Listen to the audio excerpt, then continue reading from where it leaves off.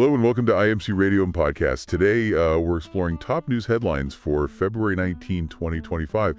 It looks like we have quite a mix today. Political clashes and legal battles, public health concerns, you name it. Let's jump right in. Our first story takes us to Nigeria, where there's some tension brewing between the Department of State Services, or DSS, and two major media outlets, AIT and Channels TV. Ah, yes. It all stems from their coverage of a recent incident at the Lagos State House of Assembly. Right, so the DSS is claiming they were invited to the House of Assembly by the Speaker to provide security, not to conduct a raid, as some media reports have suggested. Now they're demanding apologies from both AIT and Channels TV, and even threatening legal action if these apologies aren't broadcast. Get this, 5 times daily for 3 days straight. Wow, that seems like a very extreme reaction.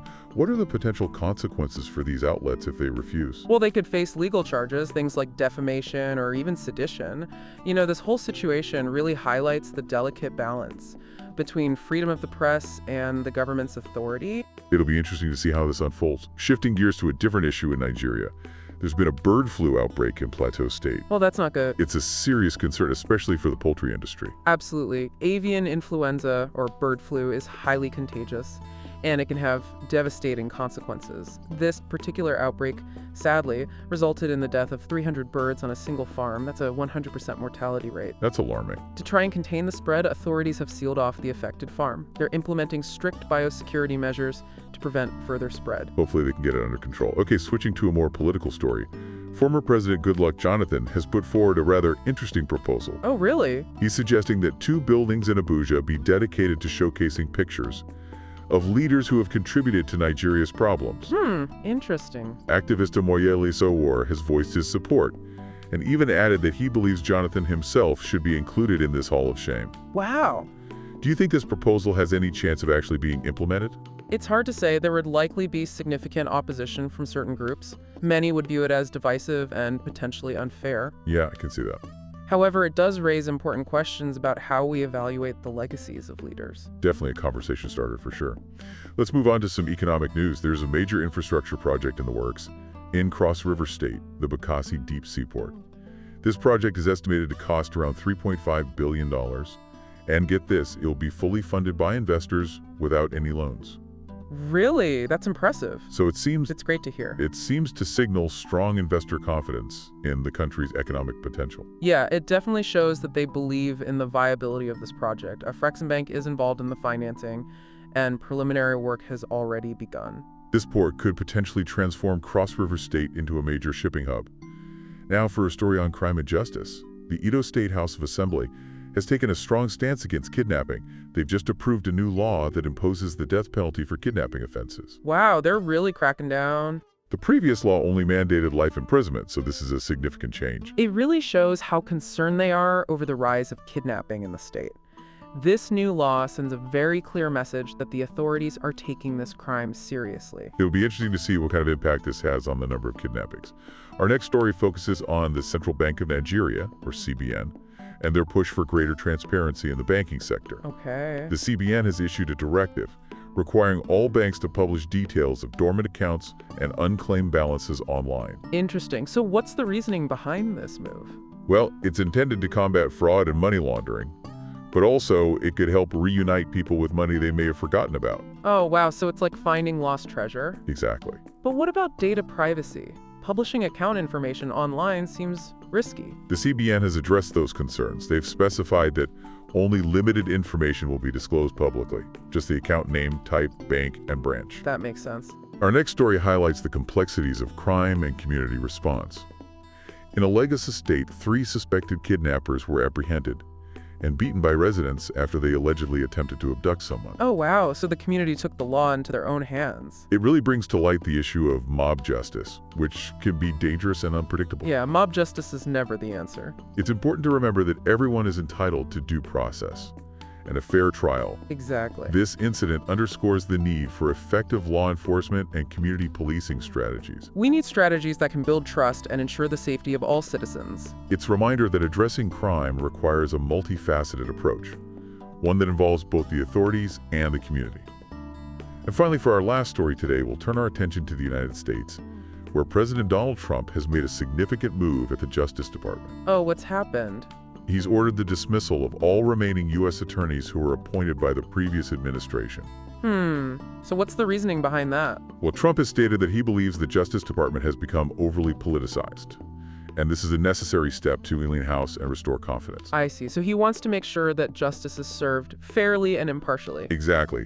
However, this decision has sparked controversy, with some critics arguing that it's an attempt to install loyalists and potentially interfere with ongoing investigations. This move could have a big impact on the Justice Department's independence and integrity. It'll be interesting to see how it all plays out. We'll continue exploring these stories in more depth in our next segment, so stay tuned. So, that Hall of Shame proposal from former President Jonathan, it's a bold idea, isn't it? It really makes you think about how societies deal with their past. Imagine, like, a physical space dedicated to showcasing the shortcomings of past leaders. I think it could serve as a powerful reminder of the weight of their decisions and the importance of holding them accountable. It definitely raises some interesting questions about, whose perspective shapes history and who ultimately decides which leaders are featured in this so-called Hall of Shame. Right. It makes you think about the complexities of judging past actions through the lens of the present. Yeah, like what might be considered a misstep today could have been seen as acceptable in the past. Exactly. Jonathan's proposal, while definitely controversial, it encourages us to take a critical look at leadership and legacy. Okay, turning back to the Bakassi Deep Seaport project, it's a great example of investor-driven development, isn't it? It really is. It's fascinating how private investment can completely reshape a region's economy. It definitely highlights the growing confidence in Nigeria's economic potential.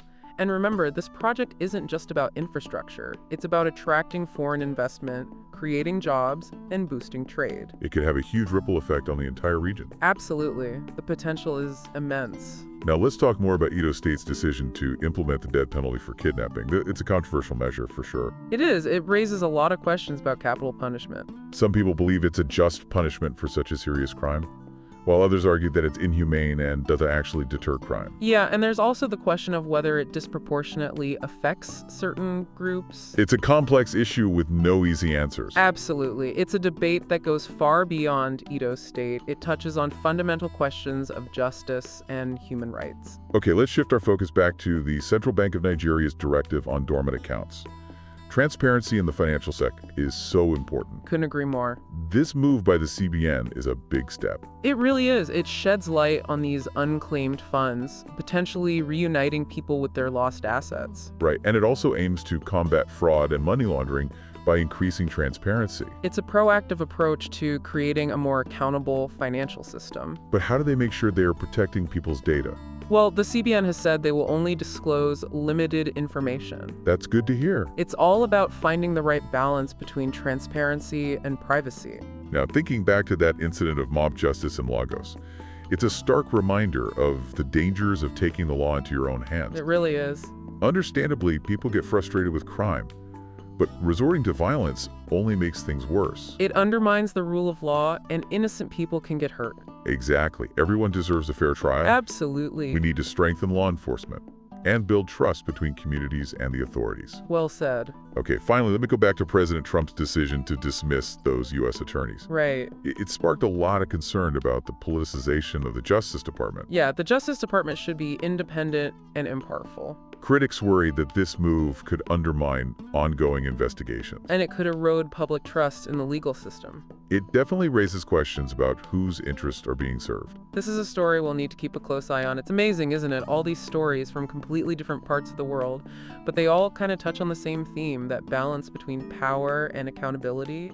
Yeah, you're right. Whether it's the DSS and the media, the death penalty debate, or Trump and the Justice Department, they all raise questions about justice and fairness. Exactly. How do we make sure these systems work for everyone? They highlight the need for transparent institutions, a free press, a legal system that protects everyone's rights. These are the foundations of a strong democracy. Couldn't agree more. And it takes all of us, citizens and leaders, to stay engaged and hold each other accountable. Absolutely. We all have a role to play. So as we wrap up today, we hope you're left with a better understanding of these complex issues. What resonated with you the most? What other questions came up as you listened?